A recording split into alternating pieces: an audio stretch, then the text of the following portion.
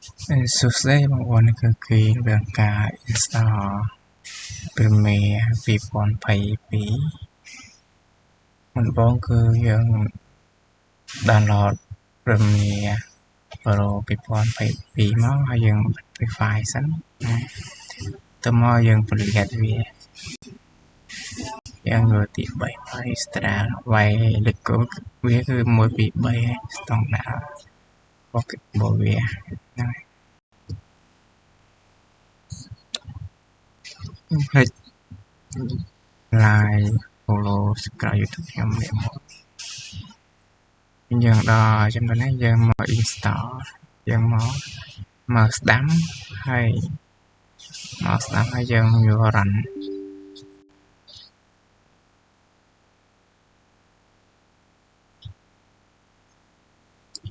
ដល់ថ្ងៃនេះវាដំណើរការកម្មវិធី Premiere Pro 2022យក continue មកបងប្អូនមើលតាមខ្ញុំយើងអនុវត្តតាមនោះគឺនឹងធ្វើបានហើយហ្នឹងហើយទៅមកយើង crack វា crack យើង copy ពី crack យើងទៅផាសនៅ Premiere file Premiere Pro 2022របស់យើងវាយ Premiere Pro ខ្ញុំឲ្យចេញមកយើងទៅមកយើងមកស្ដាំវាយក open version ដល់តែនេះយើងមកស្ដាំទៀតមកហើយយើងយក open file location ដែរហើយយើងផាស crack វាซึ่งយើងអត់ផាសនេះវាដំណើរការ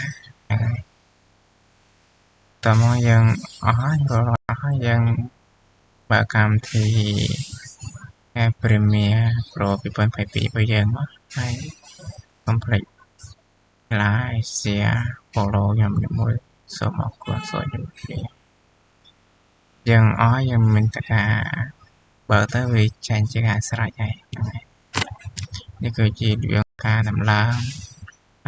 Adobe Premiere Pro 2022សូមអរគុណ